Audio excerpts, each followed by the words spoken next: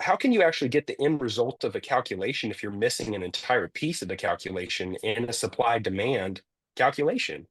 It's baffling. And they come out with this number of 80,000 drivers short, but they also can't tell us how many non-domiciled CDLs exist or how many illegal aliens actually have these licenses. So how can you tell me that we're short on drivers while the pricing structure that's keeping your American middle class worker out of the industry is way below cost right now? And it has been for 2.5 years. Is that not scary? Controlling our domestic supply chain with delivering the goods. We saw during COVID just how important truck drivers are and that the trucking industry is, and everybody deemed, all the truck drivers heroes because they are. And immediately within a year's time, they began systemically replacing them.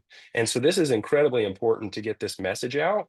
But I would also challenge everyone, go do the research for yourself. Go to your local, fueling station and go ask the people that deal with commercial truck drivers, right? How many of them do you really think are actually proficient in English? And I think that the numbers that you'll be given will actually shock the average American. You pass these trucks all day, every day, but you really don't think about how your goods are getting to your front door, right? And the middle mile distribution that's happening all across the interstate highways each and every single day.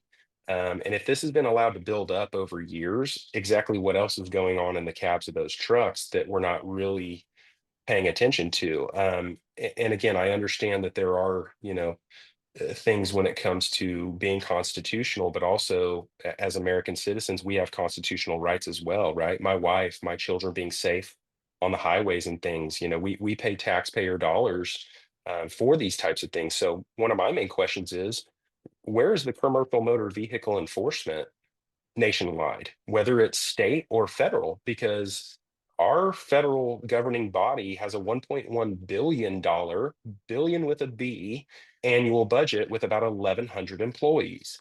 And between $400 and $500 million gets dispersed to the states in grant money from the federal government.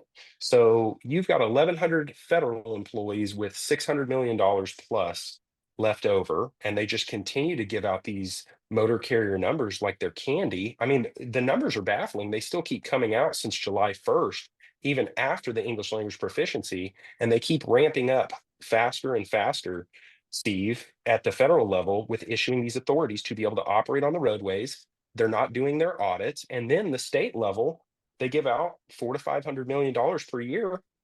Where's the enforcement? Mm. Right? Where are our taxpayer dollars, Steve, to keep my family safe, to keep your family safe, to keep the average American family safe on the roadways?